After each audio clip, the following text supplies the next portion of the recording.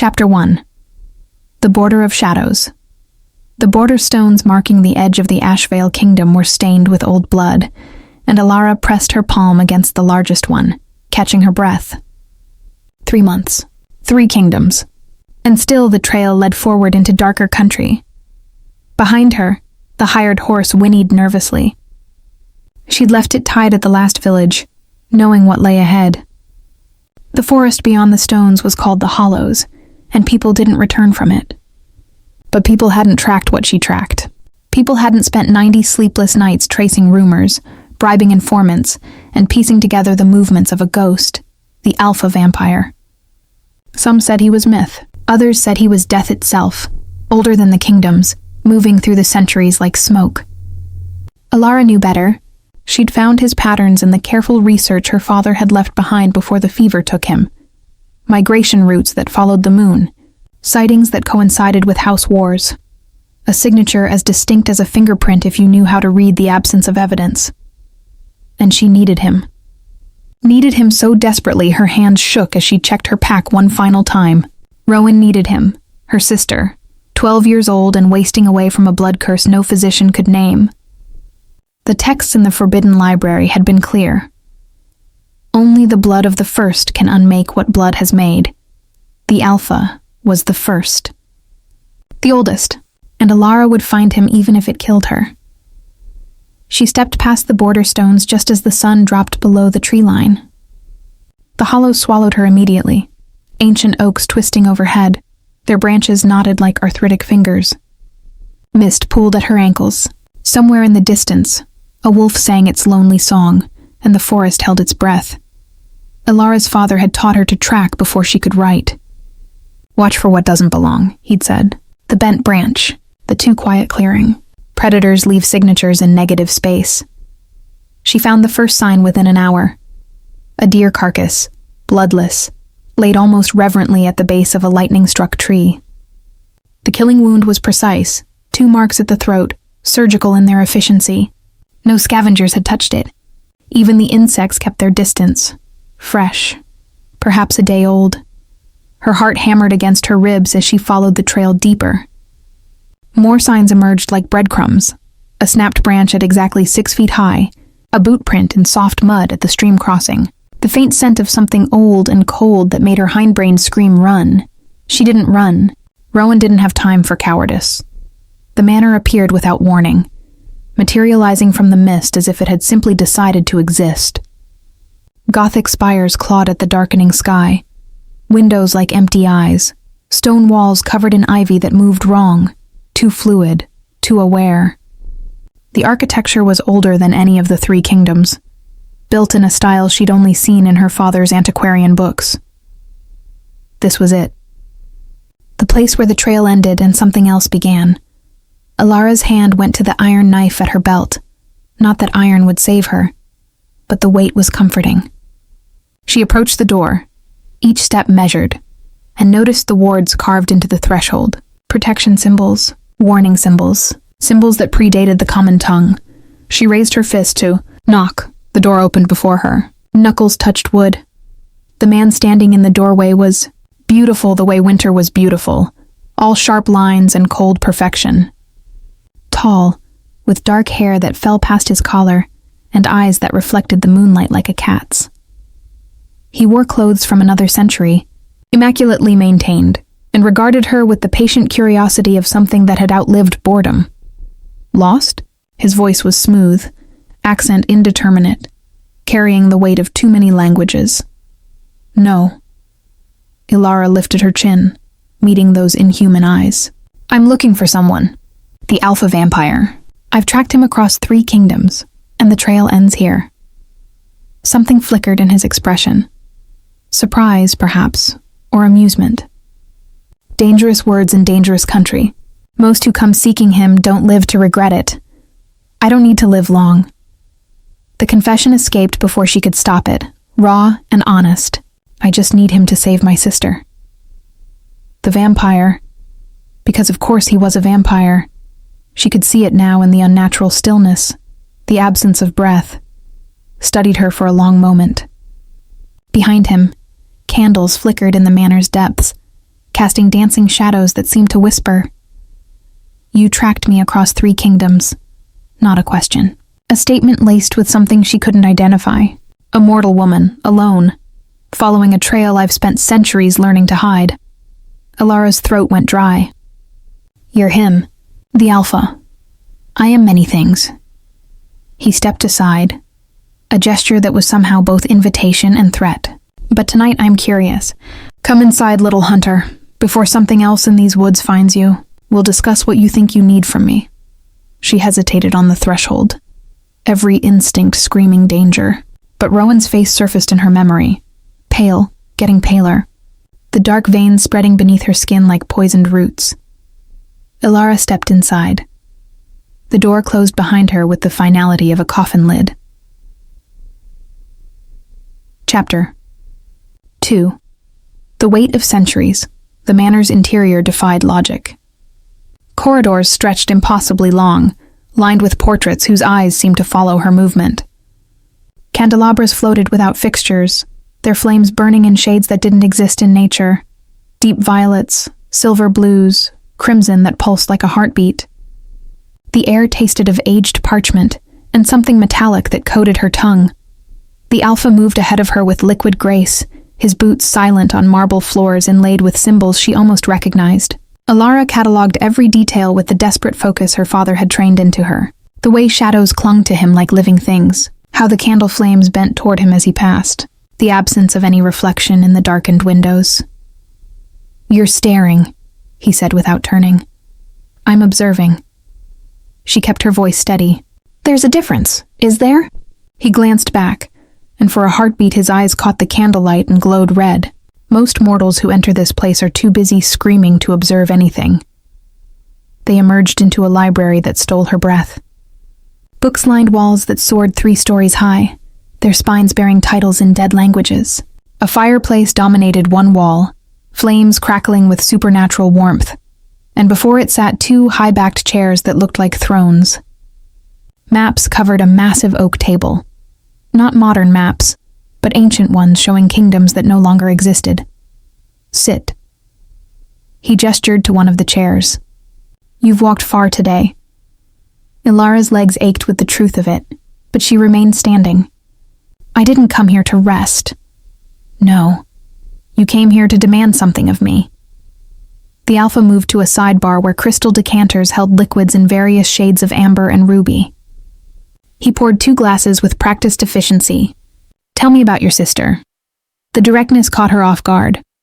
She'd expected games, the cat-and-mouse dance of negotiation. Instead, he offered what looked like genuine interest as he held out a glass. I don't drink with vampires. It's brandy, not blood, though I appreciate your caution. He set the glass on the table beside her chair. Your sister. Start at the beginning. Alara's fingers tightened on her pack strap. Rowan, she's 12. 6 months ago she was cursed, blood magic, the dark kind. It's killing her slowly, turning her veins black, making her fade. No healer can touch it. The curse is old, requires old blood to break. And you think mine is old enough. He settled into his chair with the ease of someone who'd sat in it for centuries, glass cradled in long fingers. What makes you so certain? Research. She pulled out her father's journal, its leather cover worn from constant handling. My father was an antiquarian. He spent his life studying vampire genealogy, tracking bloodlines and movements. Before he died, he mapped your patterns, 300 years of them. You're not just old, you're the oldest. The first vampire, the Alpha. Something dangerous flickered across his features. Your father was thorough. He was brilliant. Pride and grief warred in her chest. And he was right. I followed your trail across Talvarin, through Mirstone, into Ashvale. You move in 70-year cycles, always staying ahead of recognition, always alone. You fought in the house wars but never chose a side. You're a legend they tell in whispers because you're the only vampire no house can claim. The Alpha was silent for a long moment, studying her with an intensity that made her skin prickle. You know what you're asking me? My blood isn't freely given. Consent is law among our kind. The oldest law. I'm asking for consent. Alara met his gaze, refusing to flinch. I'm asking you to save a child who's done nothing to deserve this curse. I'll pay whatever price you name. Will you?" He took a slow sip of brandy, and she noticed how the liquid never quite reached his lips. Performance, habit, or mockery of mortal need. "And if my price is your life, then take it." The words came without hesitation. After Rowan is saved. The Alpha set down his glass with deliberate care. When he stood, the room seemed to shift around him, shadows deepening, the fire burning brighter. He crossed to where she stood, close enough that she could see the threads of silver in his dark hair, the lines at the corners of his eyes that spoke of age beyond measure. "You're either very brave or very foolish." His voice dropped to something intimate and terrible, perhaps both. "Do you know what I've seen in 300 years, little hunter? Empires rise and crumble, plagues that erase nations, wars that feed on themselves until the ground runs red. I've watched everyone I've ever known turn to dust, and the only constant is that mortals always break their promises when faced with eternity. I'm not making promises about eternity." Alara's voice came out steady despite her racing pulse. "I'm making a promise about now. My sister needs you. I tracked you because you're the only one who can help. If that makes me foolish, then I'll die foolish." He reached out slowly, telegraphing the movement, and tilted her chin up with cold fingers. His touch sent ice racing down her spine, and she saw herself reflected in his inhuman eyes. Small, mortal, burning with desperate determination. "You don't fear me. I fear failing her more." The Alpha released her, something like respect crossing his features. "Understand this, even if I agree, the cure isn't simple. My blood can break dark magic, but the ritual requires precision, and there are others who would kill to possess what you're asking for. My blood, freely given, is a weapon every rival house has sought for centuries." Before Alara could respond, every candle in the library gutted out simultaneously. The Alpha's posture shifted instantly, predatory grace replacing scholarly calm. "Get behind me! Now!" She heard it then, footsteps in the corridor, multiple sets moving with coordinated silence, and a voice, silken and cruel. "Come out, Alpha. We know you have something that belongs to House Volkov." Chapter 3. The Law of Houses. The darkness was absolute, thick enough to choke on. Ilara's hand found the iron knife at her belt on pure instinct, though she knew it would be useless against what approached. Behind her, she felt the Alpha's presence like a cold star. Utterly still. Radiating controlled violence. House Volkov. His voice carried through the blackness, each syllable edged with contempt. "Still sending your newlings to die? Such arrogance." The voice from the corridor drew closer, accompanied by footsteps that clicked against marble with insect precision. "We've come for what's ours. The mortal girl. She carries something we need." Alara's breath caught. They knew about her. About Rowan. How? The Alpha's hand found her shoulder, grip firm but not painful. "Stay behind me," he murmured, too low for vampire ears in the corridor. "When I move, run to the east wall. Third bookshelf, red spine at eye level. Pull it. I'm not leaving. You'll do as I say if you want to save your sister." The command in his voice allowed no argument. "This isn't your fight." Before she could protest, light exploded through the library. Not candle flame, but something colder, blue-white and searing. 3 vampires stood at the threshold, dressed in identical black coats bearing the silver wolf sigil of House Volkov. Young faces, old eyes, moving with the synchronized grace of pack hunters. The one who'd spoken stepped forward, a woman with platinum hair and a smile like cut glass. Marcus Valenti, the legendary Alpha, hiding in his dusty tomb, pretending the world has forgotten him. Her gaze slid to Alara. "But she found you, didn't she? This clever little mortal with her clever little books. We've been following her trail for weeks." Horror sank through Alara's stomach like a stone. She'd led them here. Her careful tracking, her single-minded focus. She'd been followed the entire time, breadcrumbs leading predators straight to their prey. Natasha. The Alpha's tone could have frozen blood. "You violated neutral ground. This manor is sworn territory under the First Accord." "The Accords are dead, old one." Natasha circled left while her companions spread right, classic flanking formation. "The houses don't answer to your ancient laws anymore. We make our own rules now. Then you'll die by them." The Alpha moved. Alara had never seen anything move that fast. One moment he stood before her, the next he was across the room, his hand around Natasha's throat, slamming her into the bookshelf with force that cracked wood. The other two Volkov vampires lunged, and the library erupted into chaos. Bodies moved too quickly for mortal eyes to track. Books exploded from shelves as vampires crashed through them.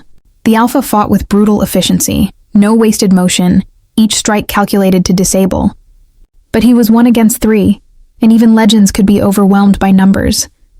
"Run to the east wall." His command echoed in her mind. Alara ran. She dodged around the massive table as one of the Volkov vampires broke from the fight, heading to intercept her. The male moved like liquid shadow, crossing the distance in a heartbeat, claws extended. She threw herself sideways, hitting the floor hard, and his strike whistled past her head close enough to stir her hair. "The girl's mine," he snarled. Then the Alpha was there, materializing between them, catching the vampire's wrist mid-strike. The sound of bone breaking echoed like a gunshot. The Volkov screamed, and the Alpha threw him across the library through one of the impossibly tall windows.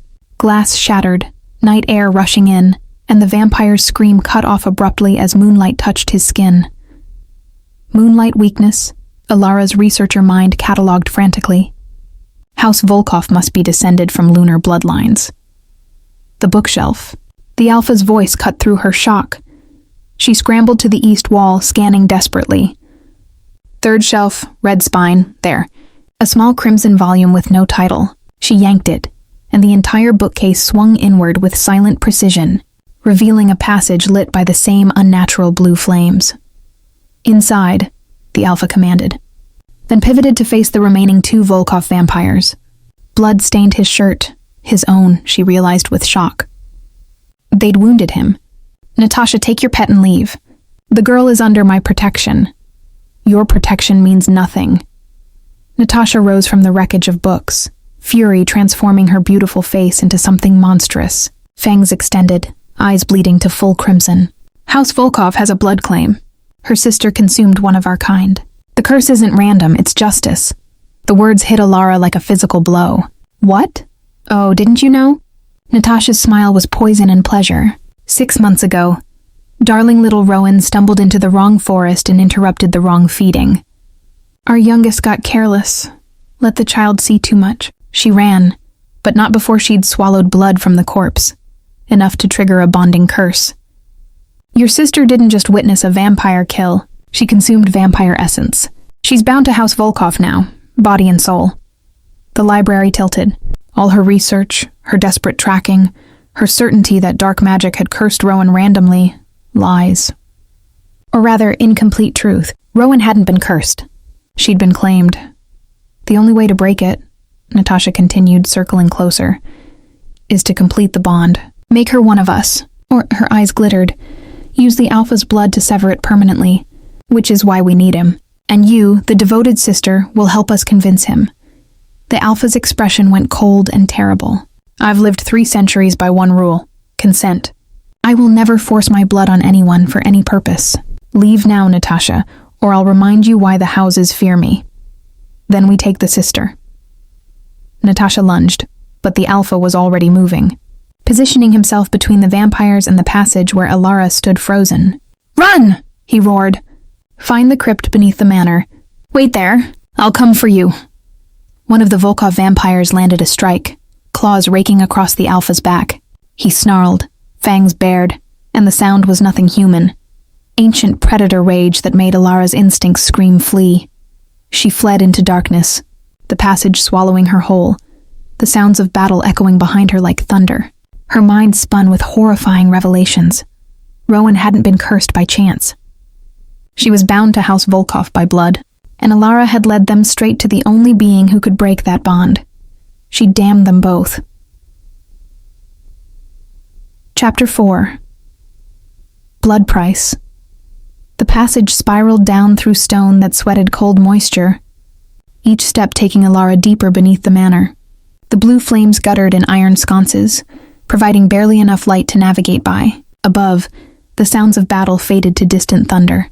then to nothing at all. Silence pressed against her ears, broken only by her ragged breathing and the hammer of her pulse. She forced herself to slow, to think. The Volkov vampires wanted the Alpha's blood to either complete Rowan's transformation or sever the bond permanently. They'd followed her for weeks, waiting for her to find what centuries of house hunting couldn't, the Alpha's sanctum, and she'd delivered him gift-wrapped. The passage opened into a crypt that stole her breath, vast and circular, its domed ceiling lost in shadow. The space felt older than kingdoms. Sarcophagi lined the walls, each carved with names and scripts she couldn't read. At the center stood a stone altar, its surface marked with the same symbols she'd seen at the threshold. Protection wards, but these pulsed with faint silver light. Still active after centuries, Alara moved deeper, drawn by morbid fascination. These weren't random graves. Each sarcophagus bore the same crest, a crown pierced by 3 swords. A family crypt, the Alpha's family. She traced her fingers across the nearest name.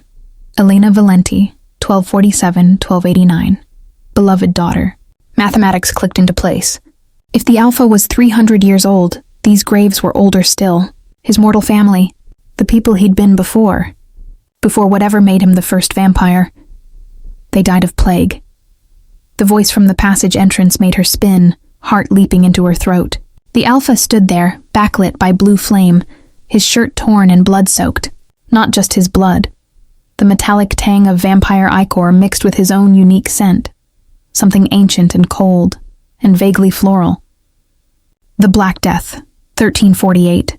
I was 27 years old and helpless to save any of them. Alara's hand went to her knife, then fell away. He'd had countless opportunities to harm her. He hadn't. You're hurt. I'm functional. He moved into the crypt with visible effort, grace fractured by pain. A deep gash marked his side, already healing but sluggish. Volkov uses silver-laced claws. It slows regeneration. Let me help. The words escaped before thought, driven by some instinct she couldn't name, the same instinct that had driven her across 3 kingdoms. You can't. But he sank onto the altar steps anyway, exhaustion cracking through his immortal composure. Vampire wounds require vampire healing. My father was a field medic before he became a scholar. Alara approached cautiously, setting down her pack. I know basic wound care. At least let me clean it. He regarded her with something between amusement and disbelief. You want to tend the wounds of a vampire, after learning what your sister truly faces. After House Volkov made clear the stakes.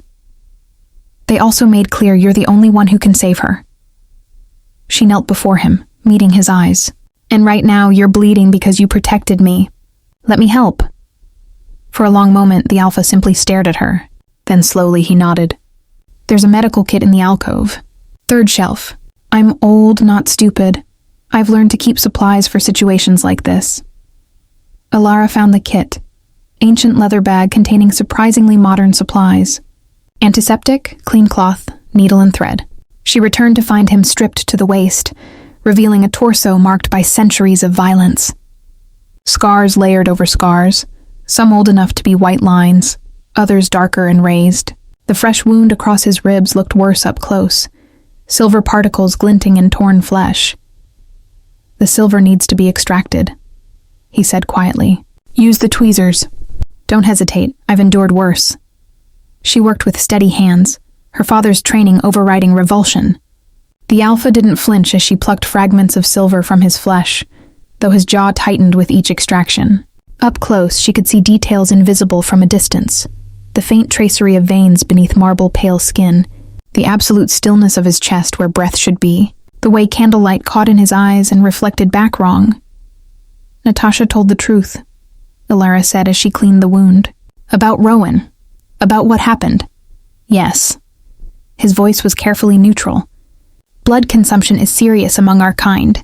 Your sister bound herself to House Volkov the moment she swallowed vampire essence, even unknowingly. The curse killing her is actually a failed transformation, her mortal body rejecting vampire blood without the ritual to complete it. Horror and understanding crashed over her. So she's trapped, die as a human, or become one of them, or be freed by blood older than the bond. The Alpha caught her wrist gently as she reached for the antiseptic. There's a third option.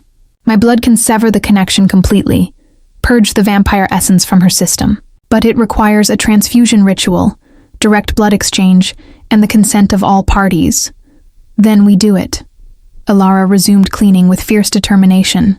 I'll give my consent. You'll give yours. Rowan is a child. I can speak for her. It's not that simple. His other hand lifted to her face, tilting her chin up, forcing her to meet his gaze. House Volkov won't allow it. If they can't have her, they'll kill her to prevent me from breaking their claim. And they'll kill you for bringing me into this. They know your face now, your name, your purpose. You've made yourself a target. The crypt seemed to close in around them, the weight of centuries pressing down. Alara looked at this ancient creature, this being who'd watched empires fall, who'd buried everyone he loved, who'd isolated himself for 300 years to avoid the pain of attachment, and saw the truth behind his words. He was trying to protect her, to send her away before House Volkov's vengeance fell. I'm not leaving without your promise to help. She pressed clean cloth against his wound, applying pressure despite his supernatural strength. I didn't cross 3 kingdoms to give up now. Rowan needs you. I need you. And if that makes me a target, then teach me how to fight back.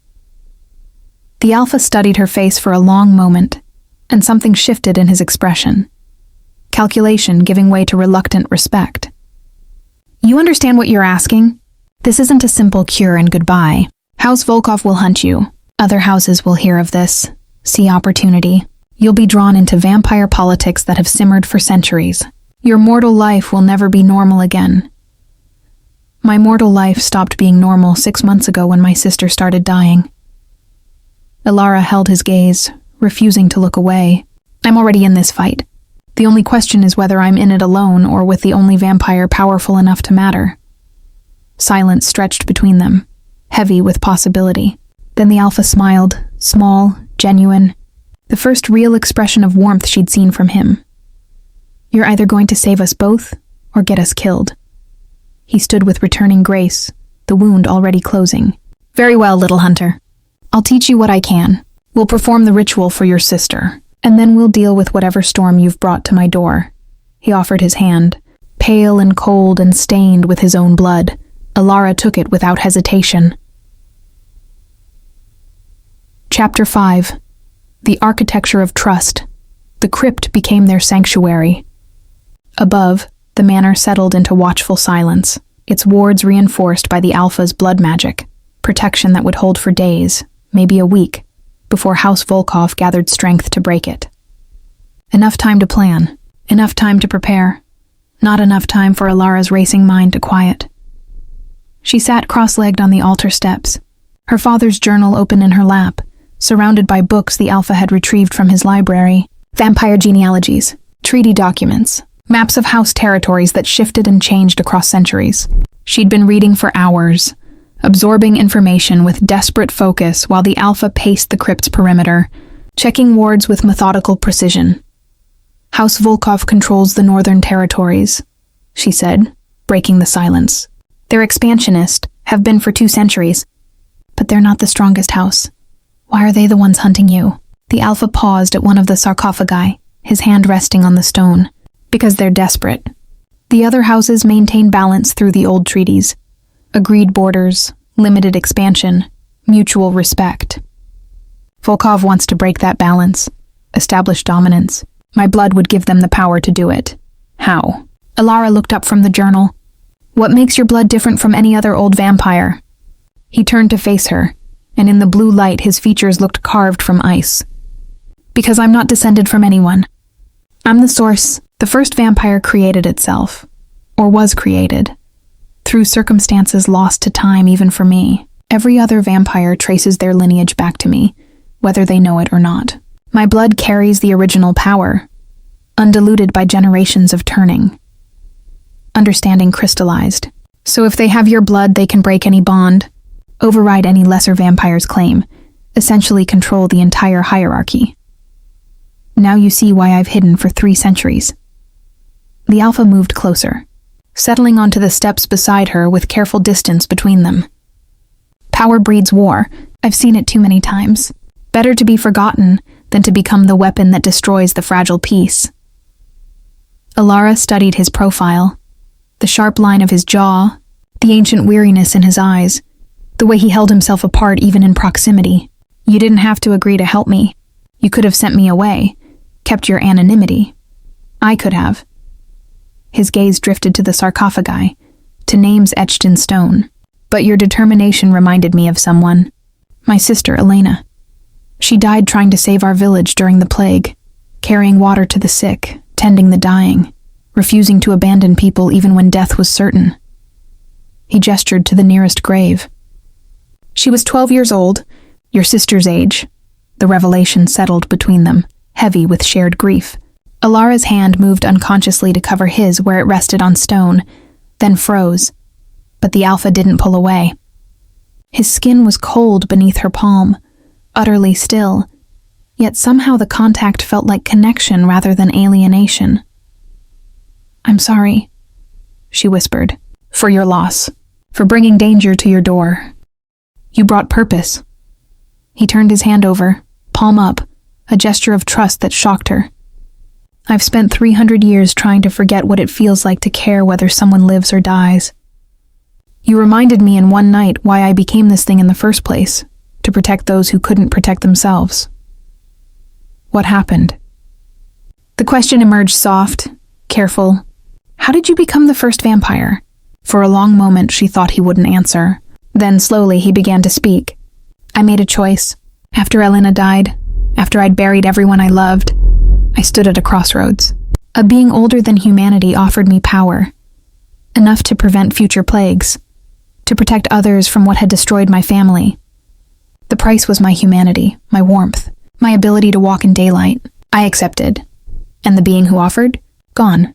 Vanished after the transformation. I've spent centuries searching for answers about what I am, what made me, and found only silence.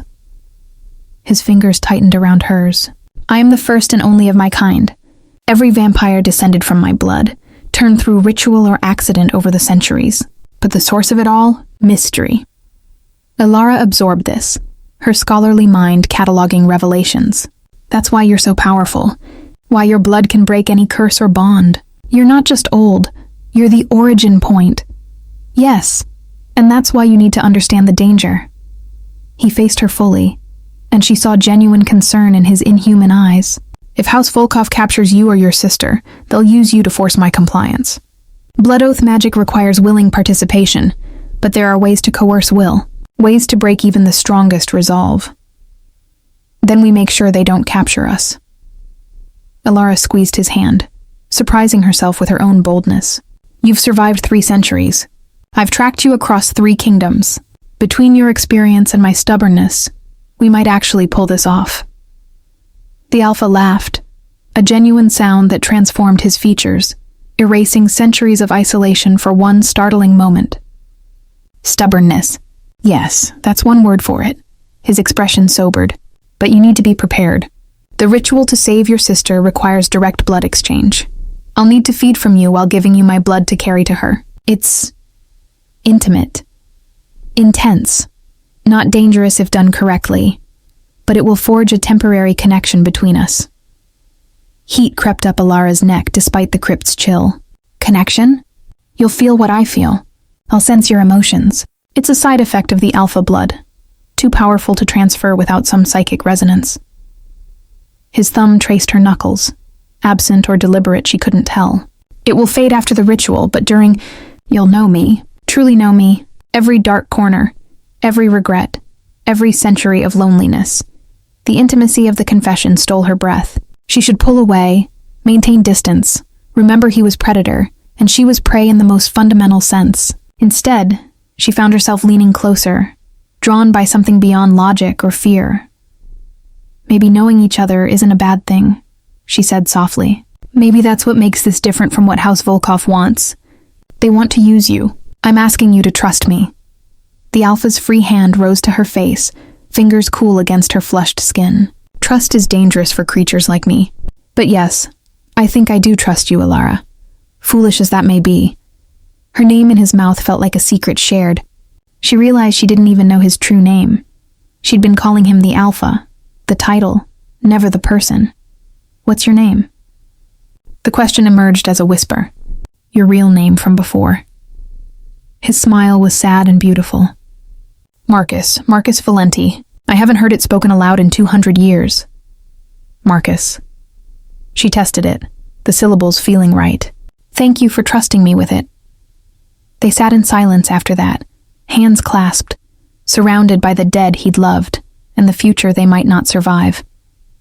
But for the first time since Rowan fell ill, Alara felt something besides desperation. She felt hope. Chapter 6. Blood and Moonlight. The wards broke just before dawn. Alara woke to the sensation of wrongness. A pressure change in the air. A discordant hum that set her teeth on edge. She'd fallen asleep against the altar steps. Marcus's coat draped over her shoulders, his vigilant form pacing the perimeter. Now he stood frozen at the crypt's entrance, head tilted in that predatory way that meant danger. They're testing the boundaries, he said quietly. 3 more vampires arrived during the night. House Volkov is gathering strength. Alara scrambled to her feet, sleep evaporating. How long do we have? Hours, maybe less. He turned to face her, and exhaustion showed in the tightness around his eyes. Even vampires could wear thin. We need to move. There's a passage from this crypt that leads outside the manor grounds, old escape route from centuries past. We can reach the border of Ashvale Kingdom before Volkov realizes we've gone. And then, she began gathering her scattered books, shoving them into her pack with shaking hands. Then we run to your sister, perform the ritual, and deal with whatever comes after. Marcus moved to one of the sarcophagi, pressed a hidden mechanism, and the stone lid slid aside to reveal a descending passage. But first, you need to be able to defend yourself. He reached into the sarcophagus, revealed now as storage rather than grave, and withdrew a slender blade. Silver, etched with symbols that glowed faintly in the blue light. He offered it handle first, a gesture of trust and practicality combined. Blessed silver, one of the few weapons that can truly harm our kind. His eyes met hers seriously. I'm teaching you to fight vampires, Alara. Not because I expect you to win, but because I need you to survive long enough for me to reach you if we're separated. The weight of the blade in her hand was heavier than her iron knife, balanced for killing. I'm a tracker, not a fighter. You're whatever you need to be. Marcus drew his own blade, black metal that seemed to drink light. First lesson, we're fast, but we telegraph movement. Watch the shoulders and hips, not the hands. Second, silver wounds us, but only decapitation or sunlight exposure kills permanently. Third, never let us get close enough to feed. Once fangs connect, our venom induces compliance. He demonstrated as he spoke, moving through attack patterns with controlled grace. Alara watched, memorized, and tried to mimic the movements. Her body protested. Too slow, too clumsy, too mortal. But Marcus corrected her stance with patient hands, adjusting her grip, showing her how to use an opponent's speed against them. You won't beat a vampire in single combat, he said, as she parried his deliberately slow strike. But you can surprise them. Create openings. Give yourself seconds to escape. They trained for an hour, Alara's muscles burning, sweat soaking through her shirt despite the crypt's chill. Marcus never fully unleashed his speed, but even controlled he moved like water, fluid, inevitable, beautiful in a way that made her understand why mortals fell prey so easily. Again, he commanded when she stumbled. House Volkov won't show mercy for fatigue. She gritted her teeth and raised her blade. The passage shuddered. Dust rained from ancient stone. Above, something massive struck the manor's foundations, and Marcus's head snapped up, eyes bleeding to full crimson. They're not waiting. His voice dropped to something inhuman. The wards just broke. We need to go now. But instead of fleeing, he caught her arm and pulled her close, his other hand cupping her face with sudden urgency. Listen carefully. If they separate us, don't fight. Run. I'll find you. I can track your scent across kingdoms if necessary. Understand? Marcus, promise me. His grip tightened, not painful but desperate. I've lost everyone I've cared about to violence or time. I won't lose you to stubbornness. The confession stole her breath. Cared about. Such a small phrase carrying impossible weight. They'd known each other less than 48 hours, Yet something had forged between them in this crypt. Recognition, understanding. A connection her logical mind couldn't explain, but her heart understood perfectly. "I promise," she whispered. "But the same goes for you. Don't sacrifice yourself for me." His laugh was dark and fond. "I'm 300 years old. Sacrifice is relative." Then before she could protest, he kissed her forehead. Brief, cold, achingly gentle. "Come, we run together or not at all." They plunged into the escape passage as the crypt door exploded inward. Alara caught a glimpse of Natasha's furious face, of silver-clad vampires pouring through the breach, before Marcus pulled her into darkness. The passage twisted through earth that smelled of graves and roots, lit only by Marcus's preternatural vision. He moved with certainty while Alara stumbled behind, one hand on his back to maintain contact. Behind them, pursuit sounded, rapid footfalls, hissing rage, the scrape of claws on stone. "They're faster than us," she gasped. "Not in confined spaces." Marcus stopped abruptly where the tunnel forked. "You take the left passage. It rises to the surface near the border stones. I'll lead them right. Old catacombs, easy to get lost. You promised we'd run together. And you promised to survive." He turned, caught her face in both hands, and this time his kiss landed on her mouth. Cold fire, desperate and claiming, over before she could respond. "Go, save your sister. I'll find you." Then he shoved her into the left passage and vanished into the right, his voice echoing in challenge. "Volkov! This way if you're brave enough." The pursuing vampires followed his voice like hounds after a fox. Alara stood frozen in darkness, lips burning cold, heart hammering. Every instinct screamed to follow Marcus, to not abandon him. But Rowan's face surfaced in her mind, pale, fading, running out of time. She turned and ran toward the surface, toward survival, carrying the taste of vampire on her lips and the weight of promise in her heart. Above, the sun was rising. And somewhere in the catacombs, Marcus Valenti fought alone to buy her escape. Chapter 7. The Border Between Worlds. The passage spat Alara out into blinding sunlight that felt like punishment after the crypt's darkness. She stumbled into dawn-soaked forest, gasping, the border stones visible through trees 50 yards. Ahead, freedom, escape, the rational end to 2 days of impossible nightmare. She made it 10 steps before her legs gave. Out. Alara collapsed against an oak, chest heaving, Marcus's coat still wrapped around her shoulders. His scent clung to the fabric. Old paper, cold earth, something uniquely him that her hindbrain registered as safety even as logic screamed vampire, predator, danger. She pressed her face into the collar and tried not to think about him alone in the dark with House Volkov closing in. "I'll find you." His promise echoed in her skull, delivered in that moment before he'd kissed her with desperate finality. She touched her lips, still feeling the impossible cold of contact, and wondered if she'd just abandoned the only being capable of saving Rowan. No. She had to trust him.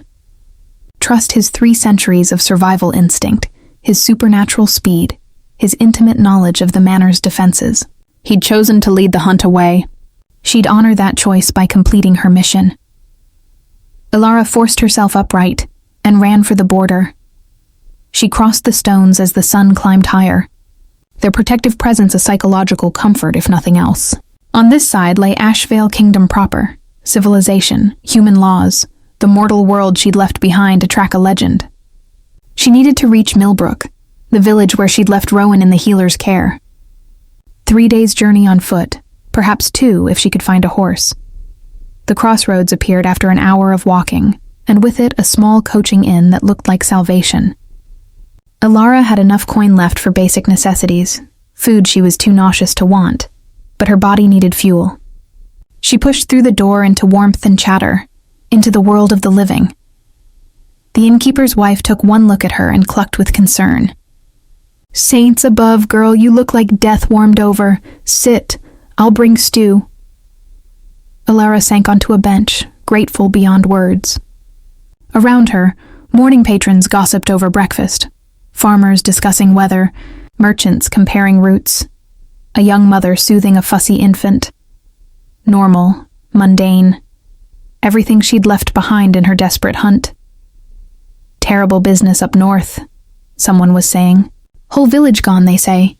Houses empty, not a soul left alive. Alara's attention sharpened. Which village? The merchant who'd spoken looked over. Raven's Hollow. 3 days passed. Guard thinks it was bandits, but bandits don't drain bodies of blood, do they? Ice flooded her veins. Raven's Hollow was the village where she'd started tracking Marcus, where the first clear sign of his presence had appeared in her father's notes. Not bandits. House Volkov, erasing evidence of their hunt. How many dead?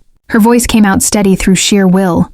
40 souls. Guards found him yesterday morning, pale as ghosts. The merchant shook his head. Unnatural, if you ask me. My granda used to tell stories about the old days, when vampires walked openly. This has that feel. The innkeeper's wife set down stew and bread with a sharp look at the merchant. Enough of that talk. You'll frighten the poor girl. To Alara. Pay him no mind, dear. Probably was bandits. Terrible, but mortal at least. Alara forced herself to eat, though the food tasted like ash. 40 people dead, because House Volkov wanted Marcus's blood, because she'd led them to him. The weight of those deaths pressed against her chest like stones. She had to move faster. Is there a horse I can buy or rent? She asked the innkeeper's wife. I need to reach Millbrook quickly. Millbrook? The woman's expression shifted to concern. That's 2 days north. You have family there? My sister, she's ill. Sympathy softened the woman's features.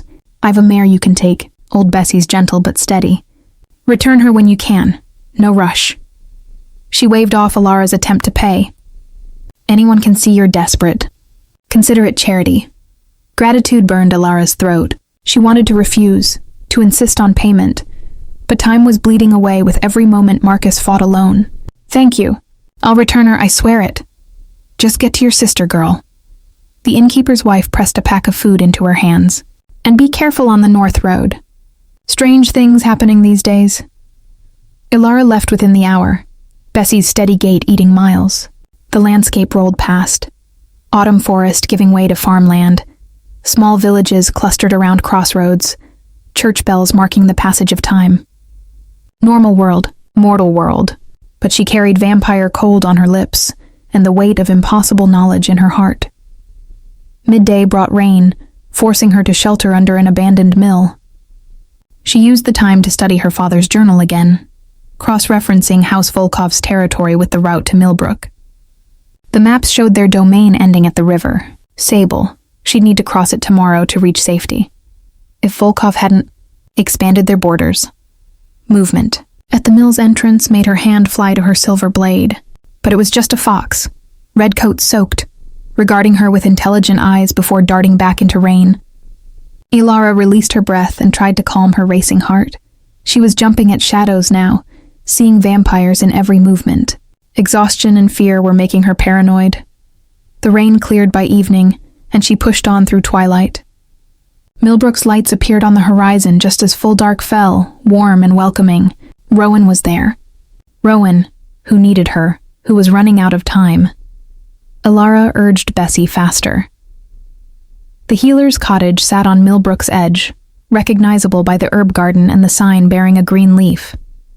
Alara dismounted, legs shaking, and knocked with desperate urgency. The door opened to reveal Mira, the elderly healer who'd promised to watch over Rowan. Her face drained of color at the sight of Alara. Thank the saints you're here, Mira gasped. Your sister, she's worse, much worse. The black veins have spread to her heart. I don't think she has more than a day or two left. Alara's world tilted. She'd made it in time, barely, but Marcus was still fighting House Volkov in the catacombs. Without him, without his blood, Rowan would die. Let me see her, Alara whispered. Mira led her inside to a back room where Rowan lay in a narrow bed. So pale she looked like wax. Black veins spiderwebbed across her skin, pulsing faintly with sickly light. Her breathing was shallow, rapid, the sound of a body failing. Rowan!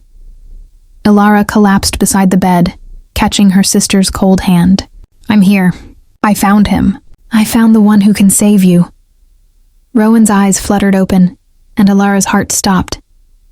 Her sister's irises had turned crimson. The transformation had begun. Chapter 8. The Price of Salvation. How long has she been like this? Alara's voice emerged steady despite the terror clawing at her throat. Rowan's crimson eyes tracked her movement with predatory focus.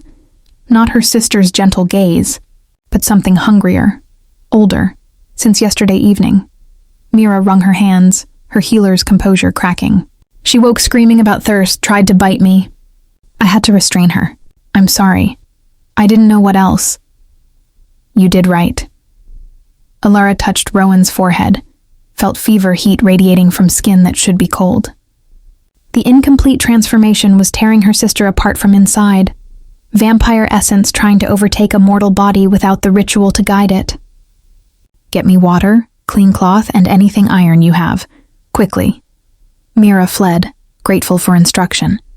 Alara turned back to Rowan, whose lips had pulled back to reveal elongating canines. Not full fangs yet, but close. So terribly close. Rowan, it's Ellie. She used her childhood nickname deliberately, reaching for recognition beneath the curse. Can you hear me? Thirsty.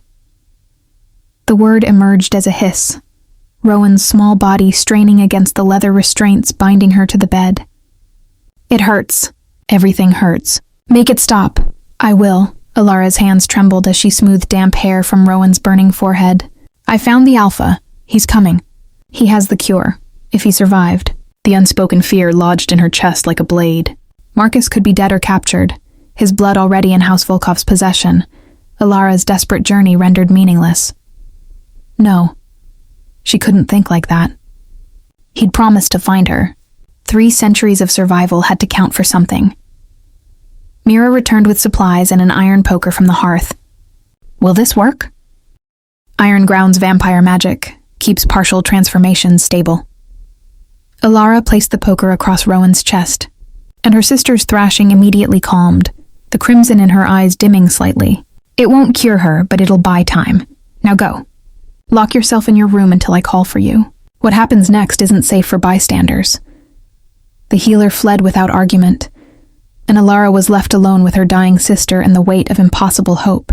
She settled on the floor beside the bed, one hand clasping Rowan's cold fingers, and waited for either salvation or dawn. Midnight came and went.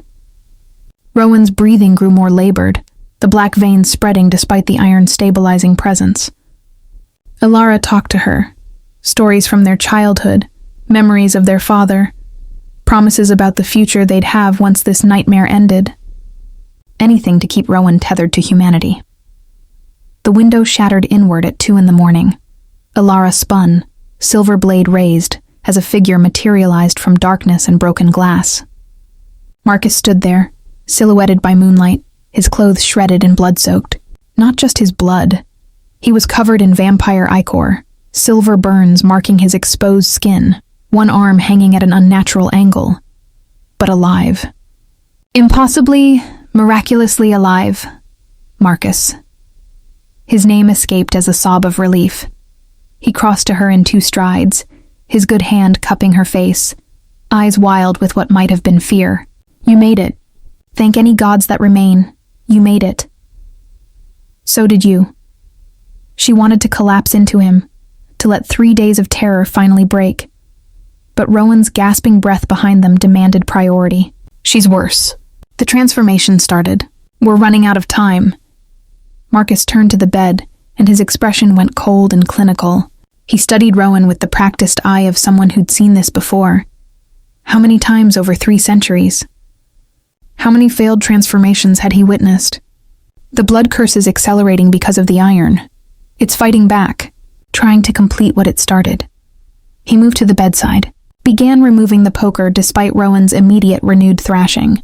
We do the ritual now, or she dies before dawn. What do you need? You. He met her eyes, and she saw the truth there. The cost she'd suspected, but hadn't wanted to voice. My blood is too powerful to transfuse directly to her. It would overwhelm her mortal system. Complete the transformation instead of breaking it. It needs to be filtered through a living intermediary. Someone who consents to carry it between us. Understanding crashed over Alara. You need to feed from me. Give me your blood, and then I give it to her. Yes. The connection between us will dilute my essence enough to be safe for her, while still maintaining enough power to break the Volkov curse. His jaw tightened. But you'll feel everything I feel during the exchange. 300 years of hunger, of loneliness, of every dark thing I've done to survive, and I'll know you just as completely. There are no secrets during an alpha blood bond. Alara looked at Rowan, her baby sister, 12 years old, dying because she'd stumbled into the wrong nightmare.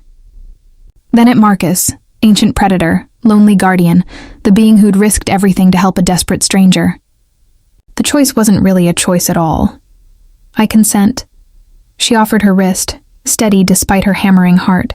Do it. Marcus caught her hand, brought it to his lips, and pressed a kiss to her pulse point before his fangs descended. This will hurt. I'm sorry. The bite was lightning and ice. Pain and pleasure twisted into something beyond description. Alara gasped as his fangs pierced her flesh, as her blood began to flow. But worse, infinitely worse, was the psychic connection that slammed open between them. She felt his hunger, ancient and terrible, an abyss that had never been filled. Felt his loneliness, 3 centuries of watching everyone he loved crumble to dust while he remained unchanged. Felt his guilt over every life he'd taken, every monster he'd created through turned victims. Every night he'd wondered if his continued existence was worth the cost. And beneath it all, she felt his impossible tenderness toward her. This mortal girl who'd tracked him across kingdoms, who'd seen what he was and chosen to trust anyway. Marcus pulled back, crimson staining his lips, and bit his own wrist. Drink. Quickly. Before the connection breaks. She pressed her mouth to the wound, tasted copper and winter and something indefinably old. Power flooded her system, burning like swallowed stars, and the connection between them exploded into full sensory overload. She saw his memories. A plague-ravaged village. A crossroads choice. The first time he'd felt fangs descend. Saw him building this manor stone by stone. Saw him walking alone through centuries of war and peace. Always moving, never staying. The eternal outsider. And he saw her. A little girl learning to track from her father. A young woman burying both parents. A sister who would cross any distance and pay any price to save the only family she had left. They saw each other, truly and completely, stripped of every defense and pretense. Now. Marcus's voice pulled her back to the present. Give it to Rowan. Through blood or breath. Your choice.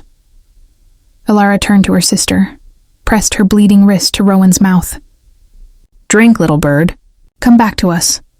Rowan's eyes, still crimson, still hungry, locked onto the wound. Her fangs pierced Alara's skin, and she began to feed. The ritual completed in a flash of silver light. Chapter 9. Dawn rising. The light faded to reveal Rowan unconscious, breathing steadily, the black veins retreating from her skin like shadows fleeing sunrise. Her eyes had returned to their normal brown, closed in exhausted sleep. Human. Holy. Completely human. The curse was broken. Alara sagged with relief. Only Marcus's arm around her waist keeping her upright. The blood loss made her head spin, the room tilting dangerously. She'd given too much, to him, to Rowan, to this desperate gamble that had somehow, miraculously, worked, easy. Marcus lifted her like she weighed nothing, settling her in the chair beside Rowan's bed. You need to recover. The bond took more than I intended. She could still feel echoes of their connection, distant emotions bleeding between them despite the ritual's completion. His relief matched her own, but beneath it lurked something darker. Fear. The predator's awareness that dawn was coming, and he was far from shelter. The wards, Alara managed. Your manor compromised. House Volkov knows where it is now. I can't return. The admission came flat, emotionless, but she felt the loss beneath his words. 3 centuries of sanctuary burned away in 2 nights. I'll need to find new territory. Establish new protections. They'll keep hunting you? Yes. Marcus moved to the window, studying the sky where stars were fading toward dawn. They'll hunt me until I'm captured or destroyed. That's the price of intervening. I've made myself visible again. He turned back to her, and something vulnerable flickered across his features. "But your sister lives. That's worth any price." The words hit Alara with unexpected force. He'd sacrificed his safety, his anonymity, his home. All for a child he didn't know because her sister had reminded him of someone he'd lost 300 years ago. The loneliness of such a choice threatened to break her heart. "Come with us." The invitation emerged before thought, driven by instinct and the lingering intimacy of their blood bond. "Don't face this alone." Alara. Glass exploded inward for the second time that night. Natasha Volkov landed in the center of the room in a crouch, silver claws extended, murder in her crimson eyes. Behind her came 4 more vampires, the hunting pack from the manor, plus reinforcements. They filled the small space with predatory presence and the metallic tang of bloodlust. Marcus Valenti. Natasha rose slowly, her gaze sweeping from him to Alara to the unconscious Rowan. "You performed the ritual. You actually did it. Broke our claim, wasted centuries of careful planning, and for what? A mortal child who'll be dust in 70 years? For principle." Marcus positioned himself between the vampires and the bed, every line of his body radiating lethal intent, despite his injuries. "For the choice you tried to steal. Leave now, Natasha, and I'll let you survive this." "Let us?" She laughed, the sound like breaking glass. "You're wounded, weakened. Dawn is coming and you have no sanctuary. We have you exactly where we want you. Do you?" His smile was all teeth. "Because I'm wondering why you brought only 5 vampires to capture the Alpha. Either House Volkov's ranks are thinner than I thought, or you're here for something else." Natasha's expression flickered, just for an instant, but Alara caught it. Not just anger, desperation. They weren't here only for Marcus. They were here because they'd lost something and needed to reclaim it fast. "The cure?" Alara said suddenly, the pieces clicking together. "You don't want his blood for power. You need it because someone in House Volkov is dying from a curse too. Someone important." The silence that followed confirmed her guess. Natasha's eyes narrowed to slits, and Alara felt Marcus's surprise bleed through their fading connection. He hadn't known, had assumed this was about power plays and territory. "Your matriarch," Marcus said slowly, understanding crystallizing. "The founder of House Volkov. She's cursed too. That's why you're desperate enough to risk open war." 300 years of service to the house," Natasha hissed. 300 years of building territory, establishing dominance, maintaining order. And now she's dying because some rival house cursed her bloodline. We need your blood to save her. You, who understand what it means to watch your family die. The emotional manipulation was transparent, but Alara felt Marcus waver. He did understand. The memory of his sister's death still ached in him, fresh as ever despite centuries past. Natasha was weaponizing his empathy. "Then come to me properly." Marcus's voice stayed steady. "Request my aid through the old channels. Offer fair exchange. But you forfeited that right when you tried to claim an innocent child. When you hunted me through my own home. When you killed 40 mortals to cover your tracks. We don't have time for formalities." Natasha's control cracked, revealing raw panic beneath. "She's dying now. Days, maybe hours left. Your blood is the only thing that can save her, and we will take it whether you consent or not." The 4 vampires with her moved as one, beginning to circle. Classic pack tactics. Force the prey into the center, eliminate escape routes, wait for the opening. But Alara had learned from Marcus. She'd studied their movements, understood their patterns, and she still held the blessed silver blade he'd given her. She moved without conscious thought. Pure instinct and desperation. Stepped forward, placed herself between Marcus and Natasha, and pressed the blade to her own throat. "You take one more step," Alara said calmly, feeling the sharp edge bite her skin. "And I open my carotid. Marcus's blood is still in my system. I die, it dies with me. You get nothing, complete stillness." Even Natasha froze, calculation racing behind her eyes. The math was simple. Alara dead meant the alpha blood in her veins wasted, and they needed every drop they could get. "You're bluffing." But Natasha's voice lacked conviction. "Am I?" Alara let the blade press deeper, felt warmth trickle down her neck. "I crossed 3 kingdoms to save my sister. You think I won't die to protect the being who made that possible? Try me." Marcus's hand landed on her shoulder, gentle but firm. "Ilara, don't. Tell them your terms," she said without looking away from Natasha. "Tell them what they need to do to get your help. Because I'm not letting them take it by force." Silence stretched taut as a wire. Then Marcus spoke, his voice carrying the weight of centuries. "A blood oath. House Volkov ceases all hunting of mortals in their territory, ceases all forced turnings, establishes consent-based feeding protocols under my supervision. In exchange, I will personally perform the ritual to save your matriarch." "That's impossible," Natasha spat. "We'd lose half our strength. Then she dies." Marcus's tone went cold. "Those are my terms. Accept them or leave. But if you attack, if you try to take my blood by force, I'll drain myself before you can harvest a single drop. Your matriarch will die, and House Volkov will have made an enemy they can't afford." The vampires exchanged glances, silent communication passing between them. Finally, Natasha's shoulders dropped in defeat. "Agreed. On behalf of House Volkov, I accept your terms. But you come with us now. Perform the ritual immediately." "No." Ilara's voice rang clear. "He's not going anywhere without protection. I'm coming with him."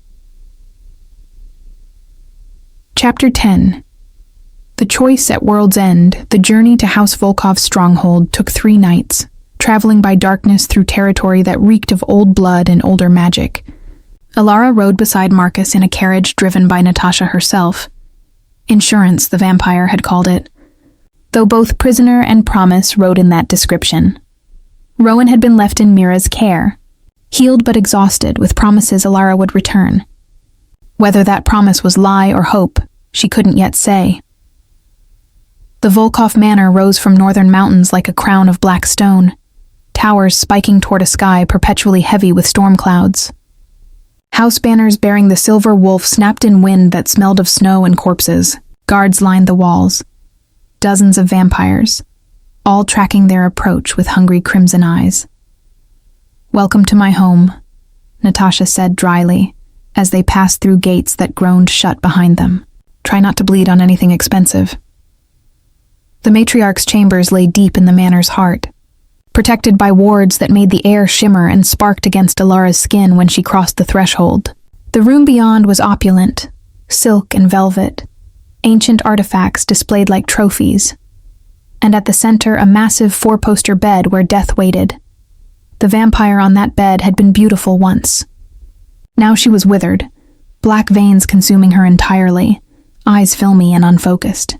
300 years of immortality failing all at once, the curse eating through supernatural resilience like acid through silk.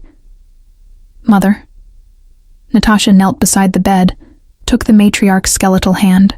"I brought him. The Alpha. He'll save you." Marcus approached slowly, and Ilara saw genuine sympathy in his expression. Whatever anger he'd carried toward House Volkov, it didn't extend to this dying creature who'd built an empire and now watched it crumble from within. "Show me the curse," he said quietly. Natasha pulled back the matriarch's sleeve, revealing symbols carved into gray flesh, ancient magic, the kind that predated written language. Someone had targeted House Volkov's foundation and done it well. Bloodline curse, Marcus identified, designed to destroy the source and cascade down through every vampire she created. Sophisticated. He glanced at Ilara. This is why they were so desperate. If she dies, House Volkov dies with her. The weight of that revelation settled like stones. Dozens of vampires bound to this dying creature, all facing the same fate. Not power grab or territory expansion, survival. Can you break it? Natasha's voice cracked with rare vulnerability. Yes, but the same rules apply. Consent, and I'll need an intermediary. Marcus turned to Ilara, and she saw the question before he spoke it. The ritual will require you to carry my blood again. It will strengthen our bond, make it permanent. Time seemed to stop. Permanent. The word hung between them, heavy with implication. She'd felt his 3 centuries of loneliness during their first blood exchange, understood the cost of immortality in ways most mortals never could. He was offering her a choice, but also warning her what that choice meant. If I do this, Ilara said slowly, if I carry your blood again, what happens to me? You'll begin to change. Not fully, you're not being turned. But enough alpha blood in your system will grant extended life. Slowed aging, enough decades to make you question whether you made the right choice. His expression was carefully neutral, giving her space to decide. You'd be tied to me, Alara. Emotionally, psychically. Able to sense my location, my emotions. And I'd sense yours, for as long as we both exist. Alara looked around the room, at Natasha's desperate hope, at the dying matriarch, at the ancient shadows that spoke of power and loneliness intertwined. Thought of Rowan, saved and human, who could live her 70 mortal years in peace. Thought of her father's research, his life dedicated to understanding these creatures who walk the night. And thought of Marcus, ancient and kind, lonely and brave, who'd sacrificed his sanctuary for a child he didn't know because it was right. I choose this, she said clearly, not because you're forcing it or because I have no other option. I choose it because in 3 days I've seen more purpose than I've found in 24 years of mortal life. I choose it because someone needs to make sure you don't spend another 3 centuries alone. And I choose it because I'm not afraid of you, Marcus Valenti. I never have been. Something in his expression cracked. Relief and wonder and fear mixing into something beautiful and terrible. You're certain? I tracked you across 3 kingdoms. I'm certain. The ritual began at midnight, stars invisible through storm clouds that pressed against the manor's windows. Marcus fed from Alara as before, but this time he gave her more of his blood in exchange. Enough to forge permanent connection, enough to write her into his immortal story. The psychic bond that had faded after Rowan's cure roared back to life, brighter and stronger. Alara felt his relief at not being alone anymore, his terror that she'd regret this choice, his fierce protectiveness toward this mortal woman who'd chosen him freely. And he felt her determination, her loyalty, her scholar's curiosity about the centuries they'd walked together, her complete lack of fear about the darkness ahead. When they broke apart, Alara pressed her bleeding wrist to the matriarch's lips. The ancient vampire fed weakly, the alpha blood working through her system like silver light erasing shadow. The black veins retreated slowly, painfully, but they retreated. The matriarch would live, House Volkov would survive, and Alara stood beside Marcus as dawn threatened the horizon, feeling the bond between them settle into something permanent and precious. What happens now? She asked as they prepared to leave, Natasha's gratitude and respect following them through halls lined with watching vampires. Now, Marcus took her hand, his skin still cold but no longer feeling foreign. Now we find new sanctuary, establish new protections. I'll teach you everything I know about vampire politics and ancient lore. You'll keep me honest, keep me human in the ways that matter. He smiled, and it transformed his ancient face into something young. And we'll check on Rowan regularly, watch her grow up, make sure she lives the life we fought to give her. Partners, Alara said.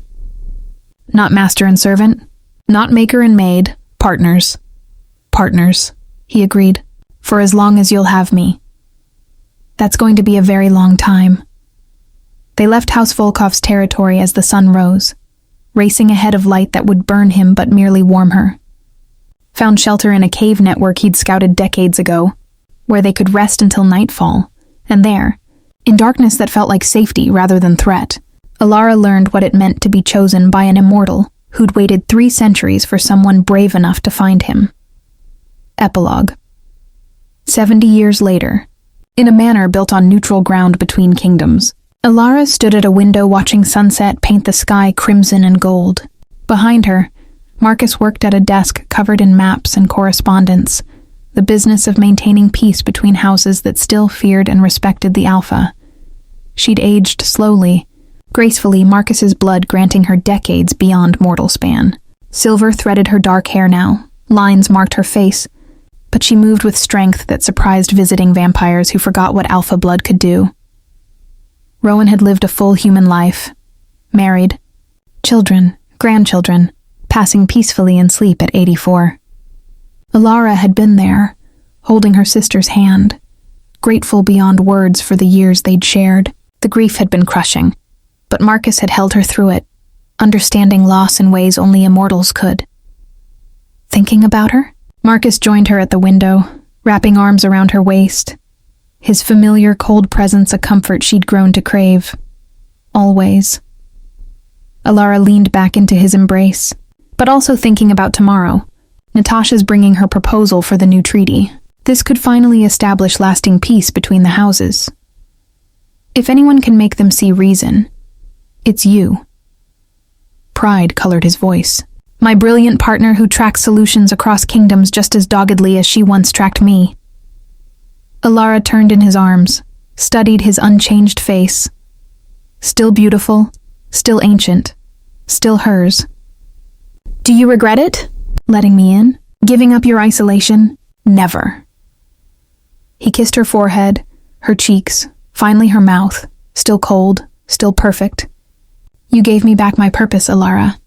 Reminded me why I chose this existence in the first place.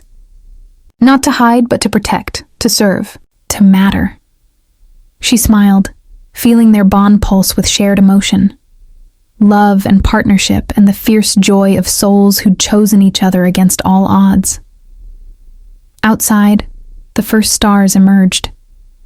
Night was falling, and somewhere in the world, a child might need tracking, a curse might need breaking, a desperate mortal might seek legends, and they'd be ready. Alpha Vampire and his mortal partner who'd learned to walk in darkness without fear. Together, always together.